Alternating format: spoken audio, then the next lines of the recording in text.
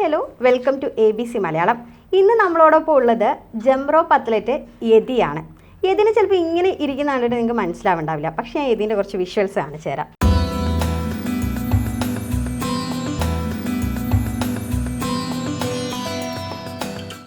Hi, welcome to our show. എന്താണ് യതി? യതിജിത്തിനെ എല്ലാവർക്കും അറിയുണ്ടാവില്ല, പേര് ഞാനിപ്പോൾ പറഞ്ഞതേ ഉള്ളൂ. ആദ്യം യതിനെ ഒന്ന് പരിചയപ്പെടുത്തി. എൻ്റെ പേര് യതി. ഞാൻ ഇൻസ്റ്റാഗ്രാമിൽ യതി ജംപ്സ് എന്ന് പറഞ്ഞ ID വെച്ചിട്ട് ഇൻസ്റ്റാഗ്രാമിൽ സ്കിപ്പിംഗ് റോപ്പ് റിലേറ്റഡ് ആയ വീഡിയോസ് ഇടുന്ന ഒരാളാണ്. എൻ്റെ വീട് കാസർഗോഡ് ജില്ലയിൽ പിലിക്കോടാണ് എൻ്റെ വീട്. ഞാനിപ്പോൾ B.Ed പഠിക്കുകയാണ്. ടീച്ചർ എഡ്യൂക്കേഷൻ സെൻറ്റർ ധർമ്മശാലയിൽ, കണ്ണൂർ യൂണിവേഴ്സിറ്റിയുടെ ടീച്ചർ എഡ്യൂക്കേഷൻ സെൻറ്റർ ധർമ്മശാലയിൽ B.Ed ചെയ്യുന്നത് ഞാൻ. അപ്പോൾ അവസാന വർഷ വിദ്യാർത്ഥിയാണ്. എങ്ങനെയാണ് ഈ റീല് ഇത് ഇത്രയും സ്പീഡിൽ ചെയ്യുമ്പോൾ, അതായത് സ്കിപ്പിംഗ് ഇത്രയും സ്പീഡിൽ ചെയ്യുമ്പോൾ ഈ എക്സ്പ്രഷൻസ് ഇടാൻ പറ്റുന്നത്? അത് ആദ്യമൊക്കെ ചെയ്യുമ്പോൾ അങ്ങനെ എക്സ്പ്രഷൻസ് ഒന്നും ഇടാറില്ലായിരുന്നു. പിന്നെ ഞാൻ ആ പാട്ട് ഏതാണോ പാട്ട് ചെയ്യുന്നത് അത് പാടി ചെയ്യും. പിന്നെ ഞാൻ അത്യാവശ്യം അഭിനയിക്കാറുണ്ട്. പിന്നെ നാടകങ്ങളിലും പിന്നെ ഷോർട്ട് ഫിലിമിലൊക്കെ അഭിനയിച്ചിട്ടുണ്ട്. പിന്നെ സ്കിറ്റ് ചെയ്യും, മൈമ് ചെയ്യും. അപ്പം ഞാൻ അറിഞ്ഞുകൊണ്ടിടുന്ന എല്ലാ എക്സ്പ്രഷൻസ് ഒന്നും ഇങ്ങനെ ചെയ്യുമ്പോൾ, പാട്ട് പാടി ഇങ്ങനെ ചെയ്യുമ്പോൾ അങ്ങനെ ചെയ്യുന്നതാണ്. പ്രൊഫഷണലി ഈ ഒരു അത്ലറ്റ് മേഖലയിലേക്ക് വരുന്ന ആളല്ല യതി. ഫിസിക്സ് ആണ് എടുത്തേക്കുന്നത്. അപ്പോൾ എങ്ങനെയാണ് ഇതിനകത്തേക്ക് എത്തുന്നത്? എനിക്ക് വർക്കൗട്ട് ചെയ്യാൻ ഭയങ്കര ഇഷ്ടമാണ്. അപ്പോൾ ഞാൻ ഒരു +2 ശേഷം സ്ഥിരമായിട്ട് വീട്ടിൽ നിന്ന് വർക്കൗട്ട് ചെയ്യും. പിന്നെ ചെറുതായിട്ട് തൈക്കോണ്ടോ പഠിച്ചിട്ടുണ്ട്, യോഗ പഠിച്ചിട്ടുണ്ട്, പിന്നെ കൊക്കോ ചെയ്തിട്ടുണ്ട്. പിന്നെ ഇപ്പം B.Ed കോളേജിൽ വന്നതിന് ശേഷം ഈ ഇഷ്ടം കൊണ്ട് ഞാൻ ഒരുപാട് സ്പോർട്സ് ഐറ്റങ്ങളിൽ പുതുതായിട്ട് പങ്കെടുത്തിട്ടുണ്ട്. ഈ +2 ശേഷം ഈ സ്കിപ്പിങ്ങും ചെയ്യും വർക്കൗട്ട് ചെയ്യുന്ന സമയത്ത്, വല്ലപ്പോഴൊക്കെ ചെയ്യുമായിരുന്നു. പിന്നെ ഈ കൊറോണ ടൈം വന്ന സമയത്ത് പുറത്തൊന്നും പോയി അങ്ങനെ ഓടാനൊന്നും പറ്റാവുന്ന സമയത്ത് ഞാൻ ഈ സ്കിപ്പിംഗ് തന്നെ വീട്ടിൽ നിന്ന് ചെയ്യുമായിരുന്നു. പിന്നെ ആ സമയത്ത് വീട്ടിൽ തന്നെയല്ലേ, ഒന്നാമതൊരു എല്ലാവർക്കും ഒരു മോശം സമയമായിരുന്നു തോന്നുന്നു കൊറോണ ടൈം. അപ്പം ഞാൻ എന്തെങ്കിലും പുതുതായി പഠിക്കണമല്ലോ എന്നെല്ലാം വിചാരിച്ചിങ്ങനെ നിന്നപ്പോൾ ഇങ്ങനെ ഇംഗ്ലീഷുകാർ ഓരോരോ വെറൈറ്റി ഒക്കെ ചെയ്യുന്നത് കണ്ടു. അപ്പം ഞാൻ പറ്റുന്നുണ്ടോ നോക്കി. ആദ്യമൊന്നും പറ്റുന്നില്ല, പക്ഷെ പറ്റുന്നുണ്ട്. മെല്ലെ മെല്ലെ എനിക്ക് ഇമ്പ്രൂവ്മെൻറ്റ് വരുന്നത്. അപ്പം നല്ല ഹാപ്പിനെസ്സും ഉണ്ട് അങ്ങനെ ചെയ്യുമ്പോൾ. പുതിയൊരു സ്കില്ല് പഠിക്കുമ്പോൾ അതിൻ്റെതായ സന്തോഷമുണ്ട്. അത് എനിക്ക് തന്നെ ഒരു സെൽഫ് എസ്റ്റീമൊക്കെ വന്നു ആ ടൈമിൽ.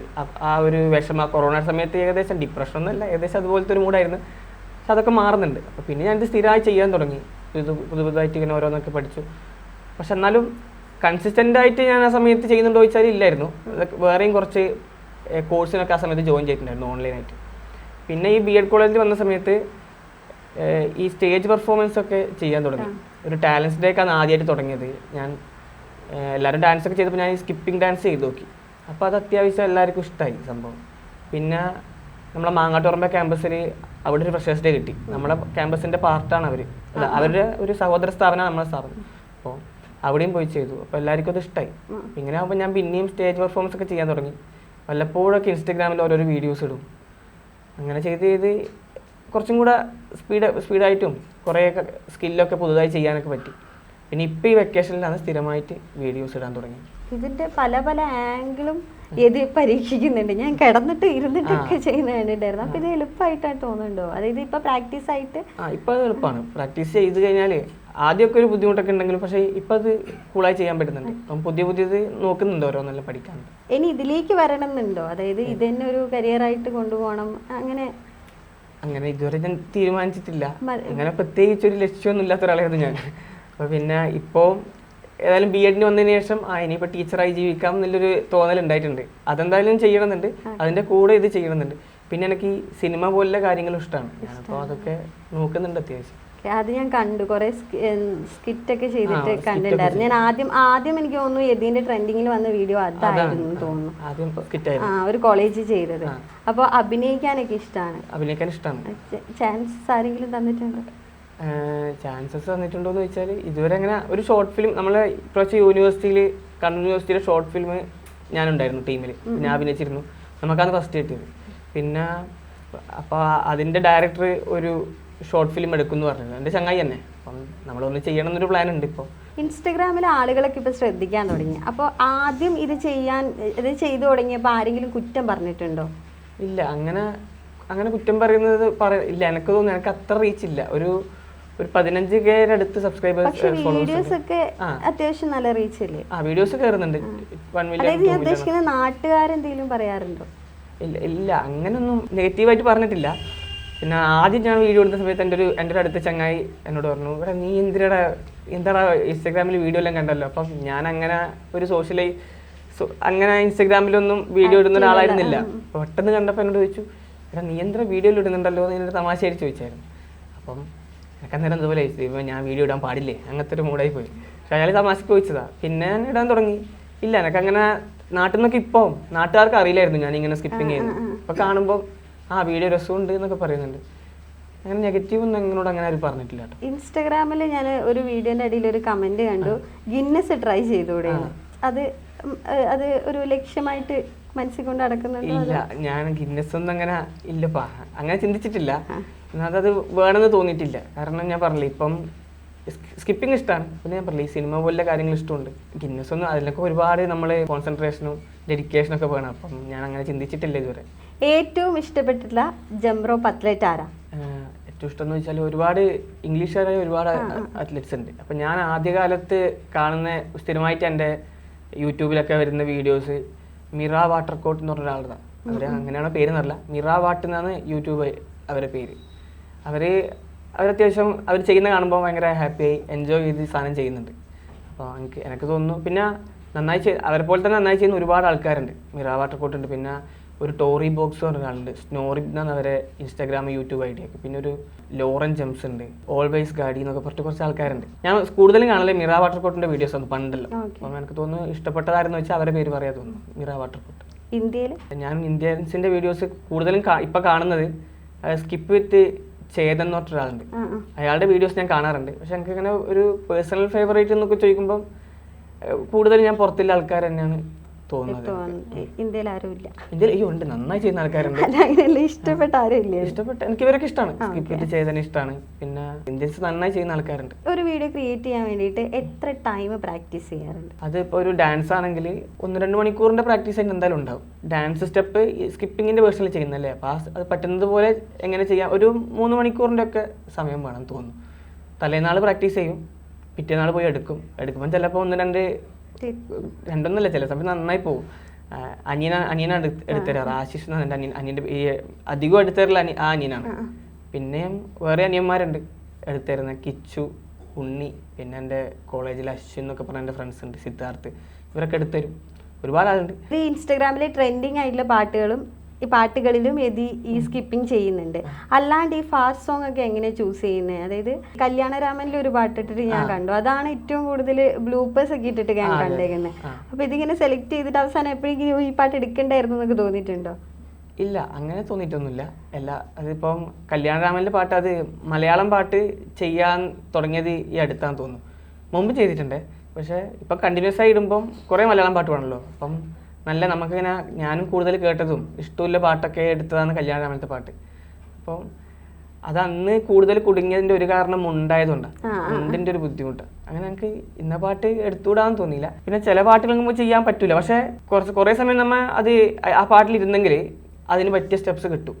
മെല്ലെ മെല്ലെ നമ്മൾ എങ്ങനെയെങ്കിലും പഴയ സ്റ്റെപ്പൊക്കെ ചെറുങ്ങനെ ആൾട്ടറൊക്കെ ചെയ്തിട്ട് അങ്ങോട്ട് സ്ലോ ആക്കിയിട്ടൊക്കെ ചെയ്യാൻ പറ്റും.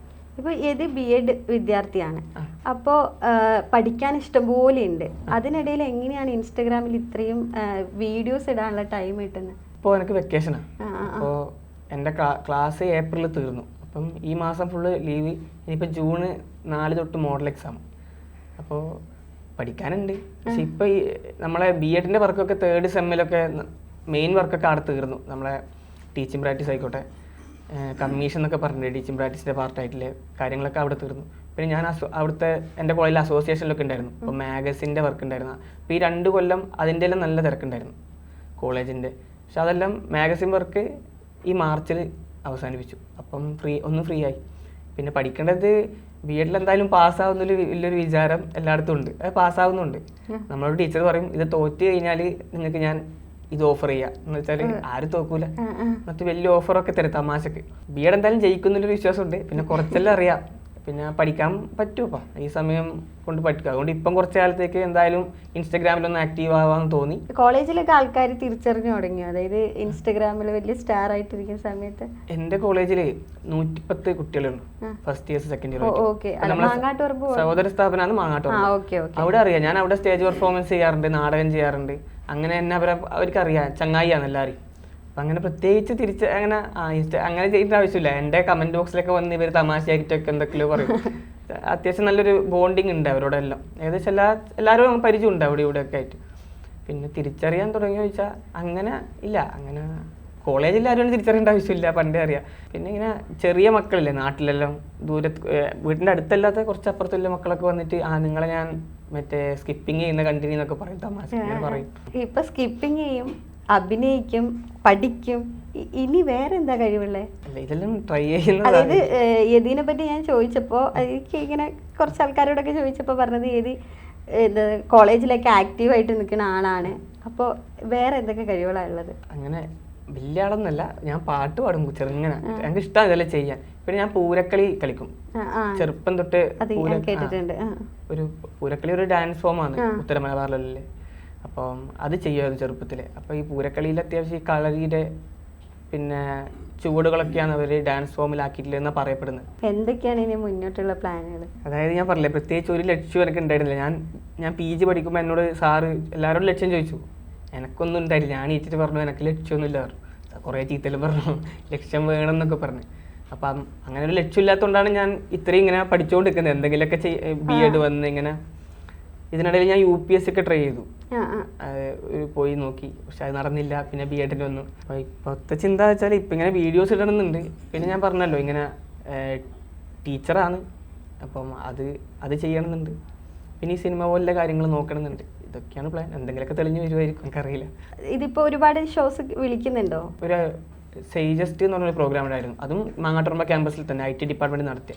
അവരെന്നെ പ്രത്യേകിച്ച് വന്നിട്ട് പ്രോഗ്രാം ചെയ്യുമെന്നൊക്കെ ചോദിച്ചിട്ടുണ്ടായിരുന്നു ഇതിന് മുമ്പ്. പിന്നെ ഇപ്പം 1-2 കിട്ടിയിട്ടുണ്ട്. ഇപ്പോൾ ഇവിടെ ഇൻ്റർവ്യൂ കിട്ടി. അങ്ങനെയെല്ലാം ഉണ്ട്. വേറെ ഒന്നുമില്ല. വീട്ടിലാരൊക്കെയാണ് ഉള്ളത്? അച്ഛനുണ്ട്, അമ്മ, അനിയത്തി, ഇവര്.